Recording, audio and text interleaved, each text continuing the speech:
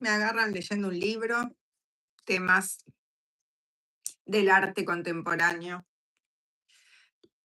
la fugacidad de los temas que tenemos hoy, temas en debate.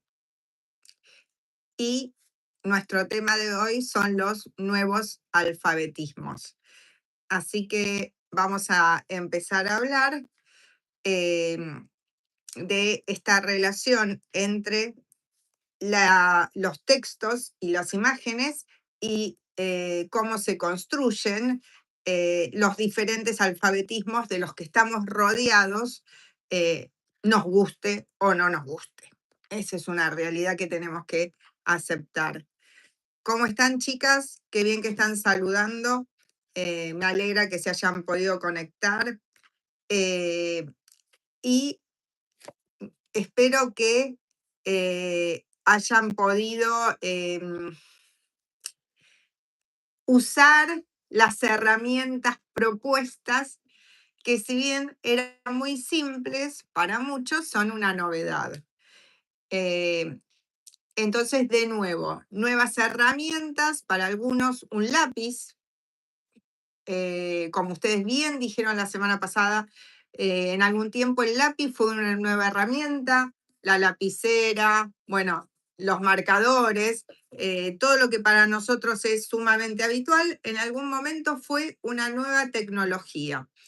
Y para mí fue una novedad, buenísimo.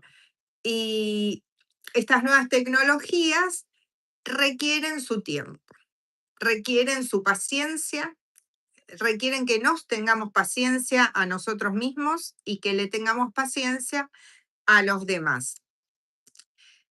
Veo que están entrando de a poquito y además de que me saluden, que me pone muy contenta el saludo de ustedes, quisiera que me vayan diciendo de a poquito y, y espero que se hayan podido encontrar en la pantalla del celular o la computadora o donde estén, si están desde un celu, desde una tablet, desde una compu, desde un televisor, desde dónde, en qué formato de pantalla se están moviendo. Porque ese formato de pantalla nos va a dar un dato de cómo va a ser la forma de accionar y dónde van a estar los botones en esta nueva herramienta que es la comunicación virtual. Estoy desde la TV y la compu. Yo estoy conectada desde la computadora. Me da curiosidad por qué la TV y la compu. Yo estoy desde el celular. O sea que es interesante. Profe, estoy utilizando un celular. Desde la compu, desde el celu. Bien. Y esto también desde el celu. Quiere decir que tenemos un encuentro, como siempre, somos diferentes personas, diferentes formas de entender. Podemos estar en el aula, en diferentes lugares del aula, y estamos en esta aula ampliada, que es la comunicación que tenemos por internet, por esta plataforma. En esta aula ampliada, cada uno está desde una plataforma distinta. Quiere decir que también va a tener diferentes lugares de tocar botones, ¿no? Los que están en el celular van a tocar con el dedo. Los que están con la compu van a usar el teclado. Los que están con la tele van a usar el control remoto, ¿sí? A todos lados podemos llegar. En todos los aparatos podemos buscar, pero cada aparato nos va a dar tiempos diferentes. Y en ese sentido nos tenemos que tener paciencia, como ya lo dije, y no podemos universalizar las explicaciones. Entonces, y esa es una característica de la enseñanza en nuestro contexto actual, ¿no? Yo estoy desde la PC. Y también podrían estar desde diferentes, haberse conectado desde diferentes, unos entraron por Google, otros podrían haber entrado por otros buscadores. Y fíjense qué interesante esto, porque siempre en la escuela se habla de atención a la diversidad. Y uno se pregunta cómo. Y en el profesorado en general tendemos a explicarles la atención a la diversidad, pero desde una lógica de que todos ustedes tienen que prestar atención y atender en clase, y leer los textos y hacer los trabajos prácticos. Y acá, ya desde la configuración de este encuentro que se hace virtual, que es una clase sincrónica virtual por este medio, ya empezamos a atender diversidades, ¿no? Quienes querían hacerlo virtual, quienes querían hacerlo desde el instituto, este, pero con conexión a internet, quienes hoy no podían ir. Y bueno, la mayoría votó este formato, pero hay una minoría a la cual el docente tiene que tener en cuenta, que es la minoría que no se sentía cómodo o cómodas en este formato. ¿Por qué lo marco? Porque tiene que ver con la cuestión de la alfabetización digital. Como vimos la semana pasada, no todo lo nuevo por sí mismo es bueno. Lo nuevo puede ser bueno o puede no serlo según cómo lo usemos. Dice, estoy con la TV porque se escucha mejor y escribo desde la compu. Claro, fíjense que es una vuelta que le tuviste que dar para lograr. Entre dos hiciste uno. A mí me pasa igual. Yo uso la cámara del celu, leo por acá, pero también tengo mi apunte en la compu y también hay veces escribo en la compu porque no puedo escribir acá así, ¿no? Y por eso les di ese tiempo previo para que pensaran esta cuestión de la relación imagen-texto, que las personas que están viendo este video y entraron a esta clase de visita dicen, ¿y de qué está hablando? Y a ver, ¿y quién se anima a escribir? Porque les envié para que vieran un minuto de un video de 1 hora, pero un minuto sobre la relación imagen-texto, que era lo que quería poner bien presente, ¿no? Sobre el tema de alfabetización digital. A ver, para el resto es un misterio. Y yo también voy a abrir acá unas ventanas más para ver lo que están poniendo con más claridad. A ver, ¿para qué, para qué ver un video sobre el origen de la relación imagen-texto? Que de paso aviso lo voy a poner abajo. Para saber si la IA es correcta, puede ser. Poner un breve contexto y o acercamiento sobre lo que trabajaremos, sí, también puede ser. ¿Qué más? ¿Y qué decía ese video de la relación imagen-texto? ¿Desde cuándo empieza? ¿Mm? Como para entender desde cuándo empieza esta cuestión de la alfabetización. ¿Desde cuándo? ¿Para quién era? ¿Cómo era? Y acá me están entrando, dice, ¿qué relación, plantea qué relación entre las imágenes, los signos, las palabras? Sí. ¿Qué más? Desde que existe la escritura. ¿Y desde cuándo existe la escritura? Desde que existe la escritura en todas sus formas. Eh, a ver, vuelvo porque se me fueron. Esperen que estoy acá, perdí un poco dónde estaban. Ahora sí, voy a leer de nuevo. Vuelvo a entrar. Acá estamos. Bien. ¿Y qué decía esto de la relación? Está bien, yo lo compartí para que entren en contexto. Pero ¿qué decía? ¿Qué planteaba? A ver si alguien que me puede decir. ¿Qué pasa con la relación imagen-texto? ¿Todos la entendieron? ¿Es nueva? No. Desde que existe la imagen y existe el texto, La imagen existe primero y el texto surge de las imágenes. ¿Eso se entendió? Primero, y esto lo vimos el año pasado en las clases, los que son invitados lo pueden ver en el video de expresión gráfica, las personas, los seres humanos, cuando nos empezamos a mover y empezamos a ver que nuestros movimientos dejan marca, tenemos ese interés en dejar registrado primero nuestro gesto y después, cuando empezamos a controlar lo que dibujamos con lo que vemos, a eso se lo llama control visomotor, empezamos a mostrar todo un mundo de imágenes en donde podamos dejar ese registro. Así pasaron años y años, siglos y siglos, milenios y milenios, hasta que se fue formando un código que no solo era de imágenes y representaciones, sino que también mostraba sonidos o mostraba palabras a través de esos, primero ideogramas, después fonogramas, hasta que llegamos a la escritura alfabética.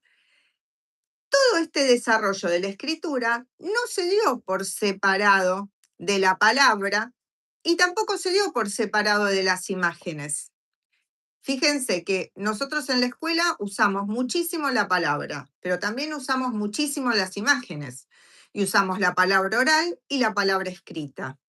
Y hay veces necesitamos repetir las cosas en todas estas maneras y también hablo de los sistemas de comunicación aumentativa, los sistemas de comunicación alternativa, que también tenemos que empezar a usar en la escuela con más frecuencia de lo que los usamos, también sirven justamente para esto, para lograr comunicar aquellos que con el sistema, entre comillas, estandarizado o más común, no nos podemos comunicar todos. ¿Se entiende?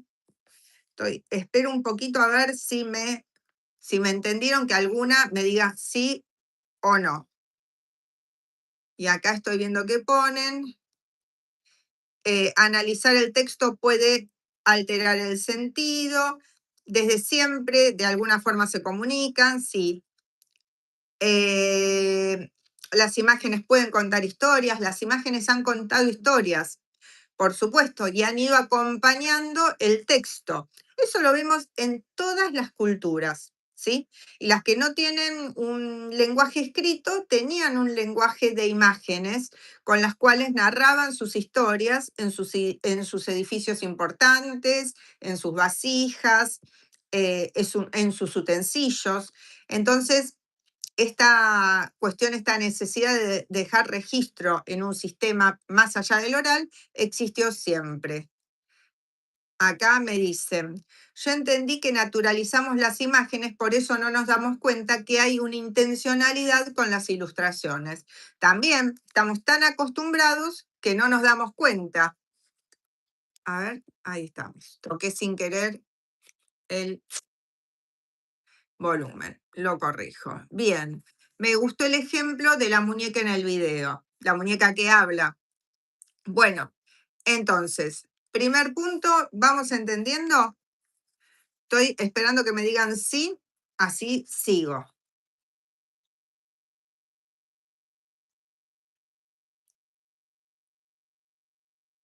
Me van diciendo que sí, voy siguiendo. Y voy a tomar un punto de Martín Barbero, ¿sí? Que es un especialista en estos temas, que dice, el saber se mudó a casa. Cuando el saber se muda a casa, ¿sí? Necesariamente implica una circulación diferente. El saber sale, como ustedes dijeron, de la computadora, del televisor, del teléfono. Fíjense que elementos que antes eran estrictos de comunicación se convirtieron en fuentes de saber. O la televisión, que tenía un sentido originariamente para informarse y de entretenimiento, un sentido muy fuerte de entretenimiento, hoy en día es otra manera de estudiar, ¿no? Tomar una clase con el televisor. Yo también lo hago muchas veces para ver mejor las imágenes, cuando veo documentales que tienen explicaciones, que tienen mapas conceptuales, también uso el televisor. Entonces, hay veces las personas pueden tener estas herramientas y no las usan. ¿Por qué? Porque no toman conciencia de que están a disposición y que pueden ser usadas con fines educativos. Entonces, con esta relación con el saber, cambia la dinámica con la que seguramente nosotros estudiamos, donde el saber venía muchas veces del docente y del acceso a los libros. Entonces va a decir Prieto Castilla, los chicos de primaria no son receptores pasivos o no deben ser receptores pasivos porque tienen todas las condiciones para ser receptores activos, ¿sí? Entonces la comunicación educativa debe ser un diálogo, no un monólogo. Y el docente no es el que trae el saber, sino que el que diseña la situación en la cual los estudiantes, en el caso de la escuela primaria, los niños, construyen ese saber. ¿Se va hasta ahora? ¿Dijimos algo nuevo o todo lo que dijimos ya era sabido? Veo saludos. ¿Qué más? ¿Dijimos algo nuevo? ¿O están esperando ver cuál sería el aporte o cuáles serían las posibilidades para el trabajo docente? Y entonces uno podría decir, bueno, ahora sí tomen apunte, ¿no? La manera tradicional de escribir en papel con lápiz. O podría uno decir, no hace falta tomar, bueno, sigan escribiendo, graben y ya les queda la clase. O podríamos decir, no importa, si después usamos el Gemini de la plataforma y me hace el resumen. ¿Qué opción van a hacer ustedes? Mi próximo tema es la caja de herramientas del docente, ¿sí? Para hacer una alfabetización audiovisual. ¿Qué van a elegir? ¿Escribir con lapicera en un cuaderno? ¿Escribir con el teclado? ¿O usar después la inteligencia artificial que hace el resumen? Porque acá no es como en la clase presencial, que solo nosotros podemos tomar apuntes. Acá hay un apunte automático, que lo podemos usar o no. A ver, me interesa mucho saber, porque ambos, ¿cuáles serían ambos? ¿Apunte y resumen de IA o apunte y teclado? A ver, y alguien más que ponga su forma, ¿no? De tomar apuntes. ¿Cómo toman apuntes? Yo tomo apunte a mano, ahí está. Yo, mientras tomo apuntes, pero no sé qué hace. Con la lapicera, soy lenta escribiendo en el teclado. Y nadie usa esa maravillosa opción que hago la formita, lápiz y papel, Hilda. No podemos negar nuestro origen analógico. Y lo cotejaría con el resumen de la IA. Bien, yo siempre, a mí me sirve. Yo uso notas del celu. Ariadna ya tiene otra postura en relación a la tecnología. Lo vimos, notas del celu, a mí me resulta útil. Me resulta útil, pero hasta ahí nomás. A ver, dice, apunte y teclado. El teclado es más rápido. Si lo sabes usar, el teclado es más rápido, diría yo. A ver, ¿quién dice? Es la primera vez que veo ya en YouTube. Ay, bueno, ¿y lo usaste? ¿La vas a usar? En lo personal, es la primera vez que uso el resumen de la IA antes de la clase de hoy. No sabía que se podía hacer. Bueno, esto es interesante. Me alegra que sepan que se puede hacer. O me mando automensajes en WhatsApp. Yo me mando muchísimos automensajes y después los voy borrando, incluso me hago listas de tareas para el día y los voy borrando cuando voy cumpliendo las tareas. Dice, sí, ahora para la consigna. O sea, yo tampoco sabía lo de la IA de YouTube. Y les voy a contar algo muy interesante de la IA de YouTube. Siempre y cuando ustedes chequeen a quién están escuchando. Yo tampoco sabía que YouTube tiene IA. Y eso que veo mucho YouTube. Bueno, esto es lo que plantean Prieto Castillo y Martín Barbero. Uno puede ser usuario, pero ¿qué tipo de usuario es? ¿Sos usuario consciente? La clase de hoy, ya que estábamos a distancia, tenía que tener por lo menos esa función de hacernos ser usuarios más conscientes de estas tecnologías. Y que no solo es miro un video, sino que yo también, ustedes como usuarios, pueden interactuar con ese video. ¿Qué es lo que tiene de interesante? Más allá de que uno siempre tiene que revisar el resumen en el sentido de que es un panorama de lo que da, tiene algo muy bueno, que es que al basar los resúmenes en la traducción, en el subtitulado, en el texto que hace del audio, ¿sí? Siempre y cuando no haya habido algún error garrafal de pronunciación o de interpretación de una palabra que te puede cambiar todo, siempre que no hubiese pasado eso, el resumen está basado solo en los datos que dio el video. Entonces, debería haber menos alucinaciones o invenciones, porque no tiene por qué inventar ni alucinar nada, porque está sacando, tiene una fuente única, que es el audio del video. Por supuesto, si en el audio del video usamos términos que no termina de codificar, o si pronunciamos mal una palabra, bueno, cambia el sentido. Por eso uno no tiene que confiar ciegamente, por supuesto, pero sí es bastante útil para tener un panorama de algunos temas, ¿no? Y uno dice, bueno, ¿de qué trata este video? O ¿qué dijimos o qué se hizo en la clase del año pasado? No me acuerdo, pero no tengo ganas de estar una hora revisando. Perdí los apuntes. Bueno, voy, trick, ahí tienen el video. Y otra cuestión muy buena que tiene este sistema es que te lo subdivide por,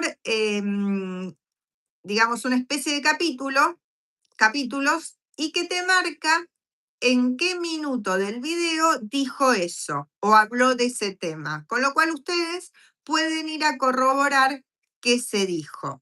Así que esta sería una IA bastante útil y bastante confiable dentro del universo de la IA, ¿sí? Por supuesto, todo lo que diga, ustedes lo tienen que rechequear o lo tienen que tomar como un trabajo mecánico, eh, pero es útil. Por eso quería que lo conocieran. Ahora seguimos. ¿Cuál sería nuestra caja de herramientas? ¿No? Y de nuevo, las versiones digitales tienen origen en las versiones analógicas. Entonces, yo voy a hacer la lista. Fanzine, historietas, fotonovelas, ideales para trabajar lectoescritura combinada con imágenes. Pueden usarse herramientas digitales sencillas para eh, levantar en la imagen lo que se hizo en papel. O sea, los chicos pueden trabajar en papel tranquilamente y que de una manera y que a través de la fotografía y después la impresión se hagan las revistas. ¿Por qué hablo de fotografía y por qué hablo de esta forma de trabajo? Porque es una muy buena manera de preservar a los chicos de la conexión en línea que tiene obviamente sus peligros para ellos. Entonces, en la escuela, una muy buena manera de trabajar herramientas digitales es fuera de línea. ¿Qué quiere decir esto? Bueno, trabajando con fotos, la mayoría de las escuelas tienen, o sea, trabajando con fotos que no sean del teléfono. La mayoría de las escuelas tienen cámaras fotográficas que muchas veces quedaron en desuso porque en los actos se usa sacamos fotos con el celular por una cuestión de inmediatez. pero si vamos a buscar la cámara de la escuela, la encontramos y la podemos usar para hacer un montón de actividades y poder usar los beneficios de la tecnología sin que los chicos tengan que estar en línea expuestos. Esa es una opción. Como combo sonoro, de nuevo, muy similar. Podemos hacer podcast, radioteatro escolar, eh, y eso ayuda mucho a la oralidad. Importante trabajarlo fuera de línea. Y las escuelas tienen muchas veces herramientas de sonido que no usamos. Es cuestión de ir a investigar. Y si no la tenemos, bueno, de nuevo, las notas de voz se pueden usar, lo puede manejar el docente, subir un drive y solo compartir con la clase o con las familias. Pero siempre es importante tener en cuenta esto. Cuando hablamos de tecnología con los niños de primaria, el uso de la tecnología tiene que estar supervisado por un adulto. No puede ser dejado a la libre circulación, ¿sí? Siempre tiene que haber un adulto que acompañe esa utilización, ya sea en la toma de fotos, en la toma de audios, ya sea en el uso de buscadores para conocer ciertos temas. Y esto es sumamente importante que lo tengamos presente. Y la otra cuestión sumamente importante que tenemos que tener presente es la cuestión de los tiempos. ¿Quién administra cuántos tiempos usamos cada tecnología? Por ejemplo, ¿a ustedes les da la misma sensación estar en una clase de este tipo que estar en un aula con un mate de por medio? Y digan la verdad, hasta las que votaron por hacer la clase virtual, ¿es la misma sensación? Ahí.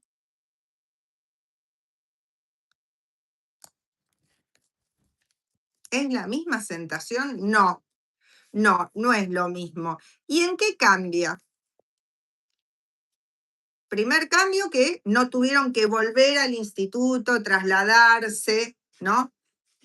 Mayra prefiere lo presencial. Vamos a volver a lo presencial. No te hagas problema porque ahora cuando tengamos la segunda hora de taller vamos a estar presencial y además estoy preparando una sorpresa para hacer una clase presencial. ¿Qué cambia? La comodidad. Están más cómodas. No tuvieron que volver a viajar. Eso se entiende. La clase la pueden ver hoy y si tienen dudas, volver a ver, la pueden ver todas las veces que quieran. Esa es una gran ventaja. El ida y vuelta es más complicado, ir y vuelta al instituto por los horarios que tenían, eso se entiende perfectamente. Pero dice compartir, imaginemos nuestras prácticas, hacerlas todo virtual no es lo mismo que estar ahí. No es lo mismo. Tiene sus ventajas, yo puedo cuidar a mi hijo y ver la clase. Tiene sus ventajas y tiene sus desventajas. La cuestión es sacarle el mayor provecho a cada uno de los formatos. ¿Sí? Ahora, ¿se acuerdan cómo se hacía un fanzine en modo presencial? Vuelvo a preguntar, me tienen que decir que sí o que no. Y que no les dé vergüenza decirme que no.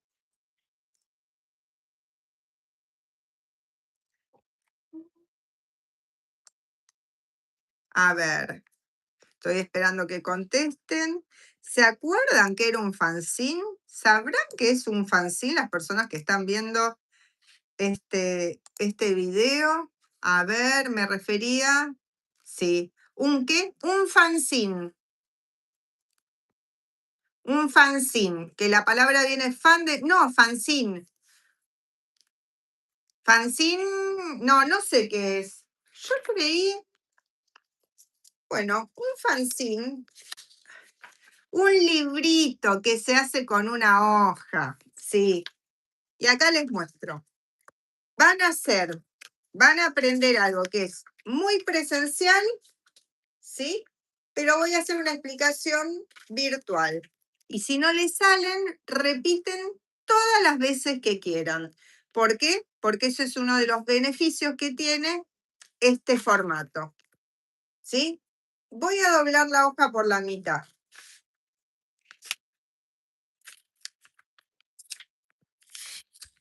así.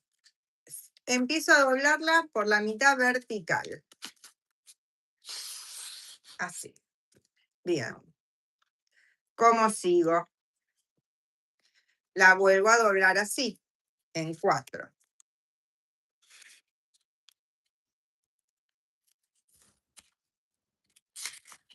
Es un librito. Bien. La vuelvo a doblar.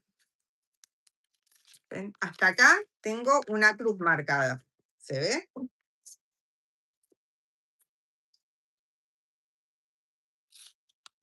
Y para hacer el fanzine conviene que sean hojas nuevas. Aunque yo siempre uso hojas reutilizadas, ahora se van a enterar por qué, se van a dar cuenta de por qué. Vuelvo a doblar. Me queda un librito chiquitito.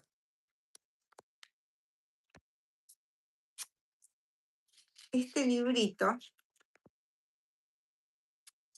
se abre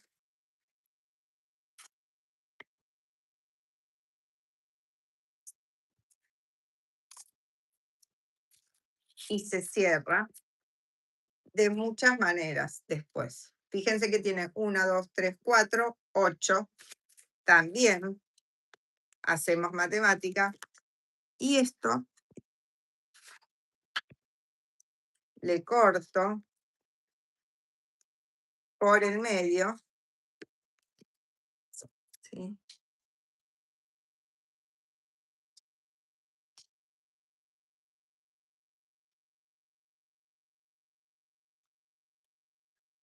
Con mucho cuidado le corto esta parte del medio. Voy a abrirlo acá un poquito.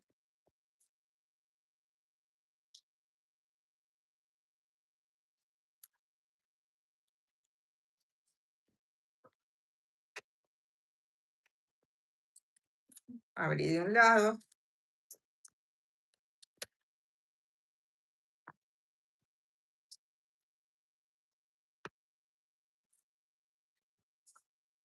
Y cuando tengo esta abertura en el medio, ¿sí?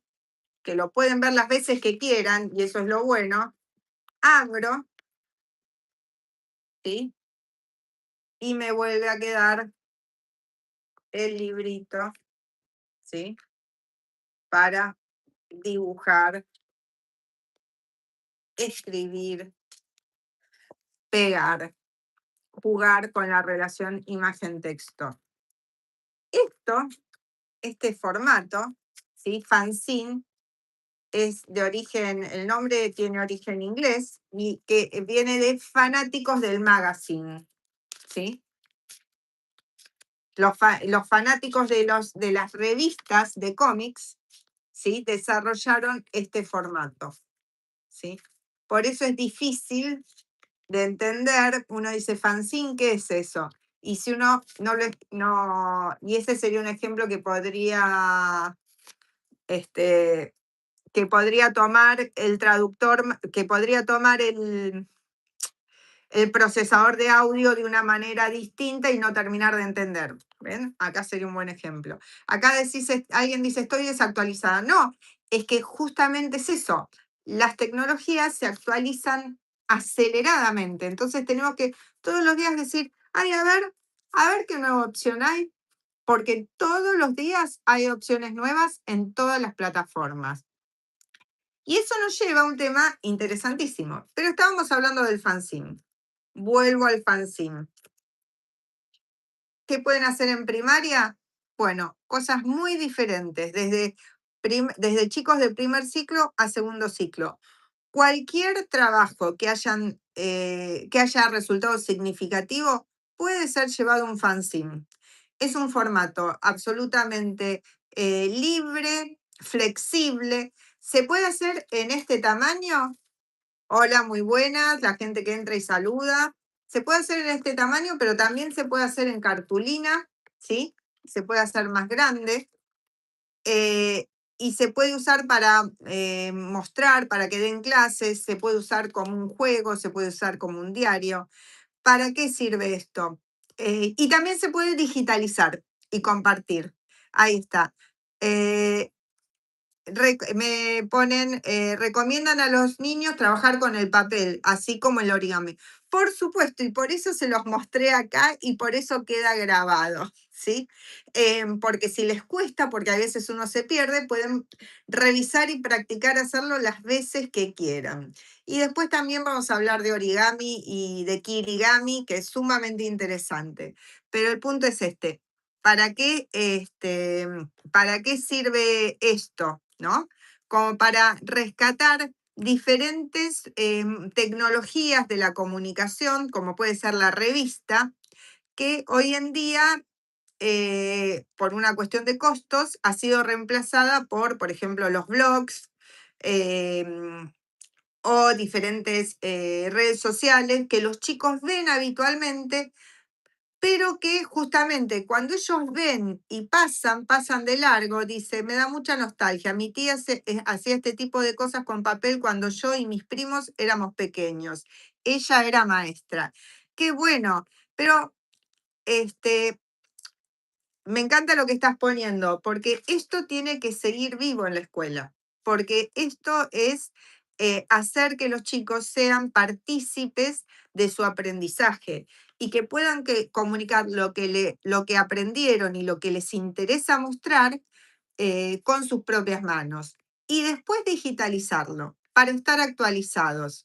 Pero es muy importante que haya un diálogo entre lo digital y lo que conecte a las personas con los materiales, con las texturas, con los sonidos, con lo que ven. Em, lo digital siempre nos va a ayudar como registro, como comunicación cuando hay una cuestión de distancias, pero sin olvidar o sin dejar de lado la potencia que tiene hacer cosas reales, hacer cosas con las manos y construir en la escuela.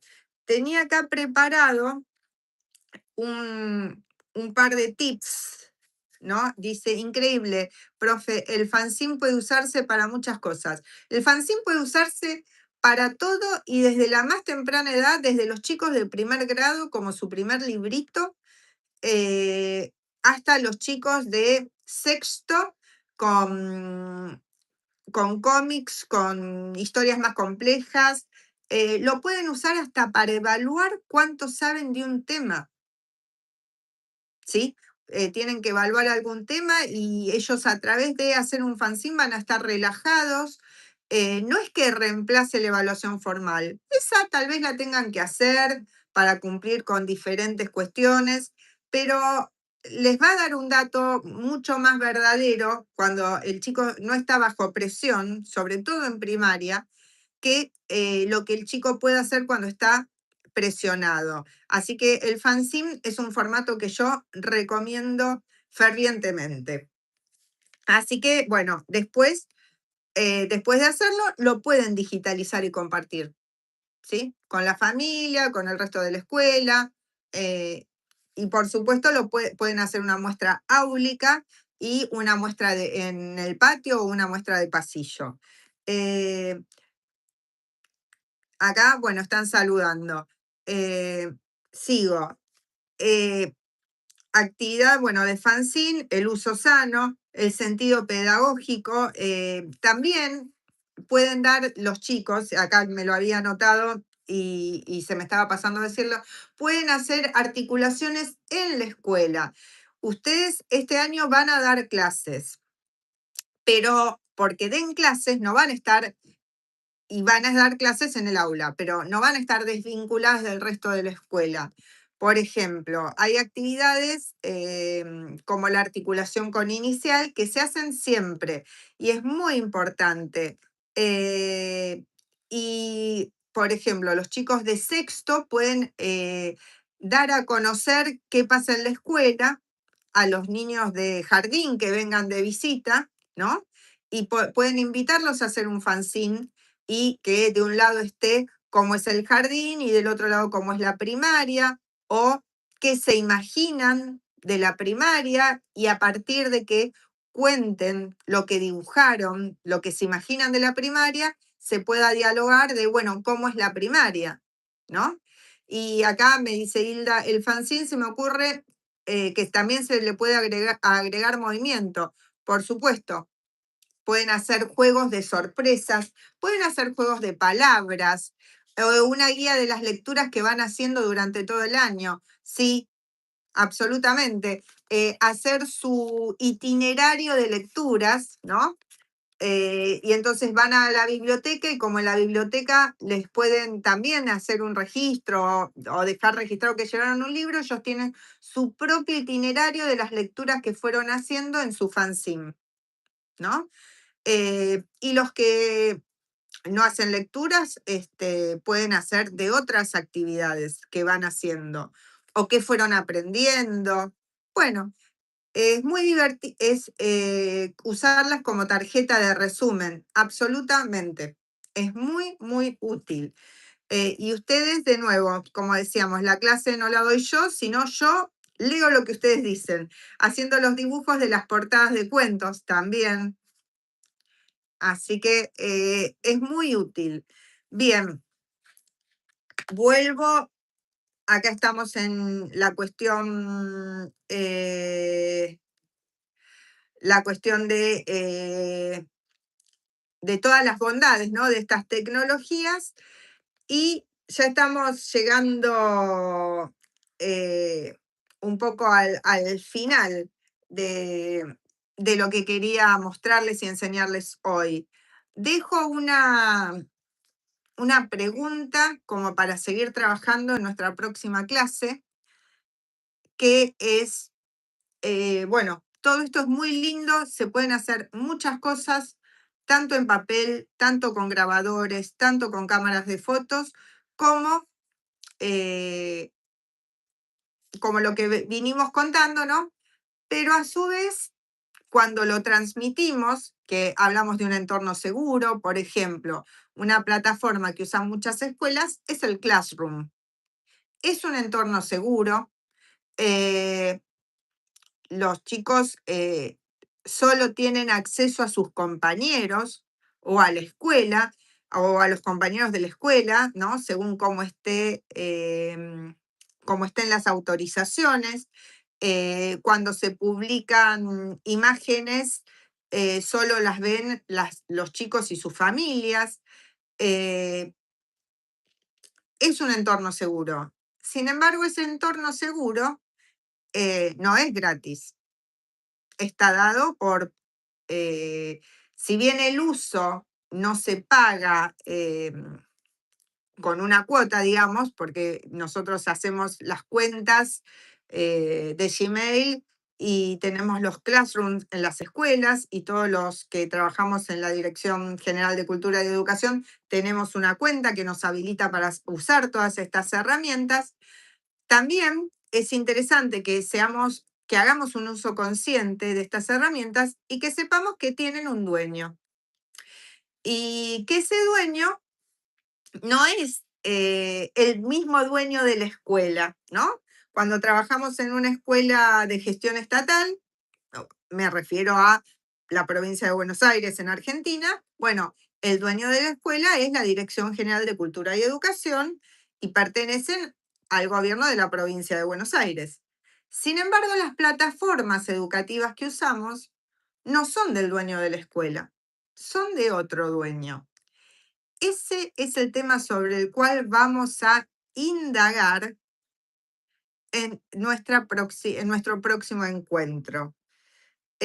Vamos a ver si es verdad o mentira, o nos vamos a quedar con la duda de si realmente existe un tecnofeudalismo. Chan, les dije la palabra, les queda esa incógnita, ¿sí? Y les doy una clave. Si ustedes comentan entre ustedes las cláusulas que tenían las plataformas sobre las cuales estuvieron investigando, y sé que muchas quieren contar lo que investigaron, y no se hagan problema, que ya lo vamos a poner en común, aunque de una manera diferente a lo que habíamos pensado, bueno, ahí van a tener una pista, ¿sí? Así que por hoy, como decíamos, el trabajo virtual tiene otra intensidad de pantalla, requiere otro tipo de concentración, eso es una realidad, por eso los tiempos son otros, son más flexibles los tiempos, porque podemos verlo el video grabado las veces que queramos, pero a su vez la exposición a la pantalla nos agota más rápido. Así que hoy vamos a hacer un cierre con esto. Dejo un espacio, un tiempito para que digan en el chat si entendieron o no entendieron lo que estábamos hablando. Y este cierre va a quedar con esta incógnita que ya vamos a develar, que la pregunta sería, bueno, ¿qué es o qué será o a qué se referirán cuando hablamos de tecnofeudalismo? ¿Y por qué lo traemos a esta clase? Algunas ya deben estar pensando, otras eh, deben decir, "Oh, otra cosa nueva hoy". Y sí, porque, bueno, justamente eh, el juego con las tecnologías, el uso de las tecnologías nos expone a una actualización constante de los recursos, de los nombres, de las formas de utilizar el mismo recurso que ya aprendimos a usar hace una semana, pero es así. Nos terminamos acostumbrando a aprender y a decir, bueno, hoy qué nos trae esta tecnología. Pero bueno, quiero verificar un poco a través de los comentarios si hasta ahora lo que trabajamos o lo que hablamos se entendió, que me lo digan y así nos podemos saludar hasta la próxima. A ver si se entendió. Me ponen corazoncitos, pero ¿me quieren o entendieron? Esa es la gran pregunta. Y bueno, esto habrán visto que la inmediatez no es tampoco tan inmediata, que siempre hay unos segunditos desde que uno empieza hasta que el otro, sí, sí, se entendió. Bueno, entonces, si se entendió, sí, nos vemos la próxima, les mando un beso grande y bueno, seguimos trabajando, sí, sí, se entendió. Bueno, eh, me alegra que haya quedado claro, espero.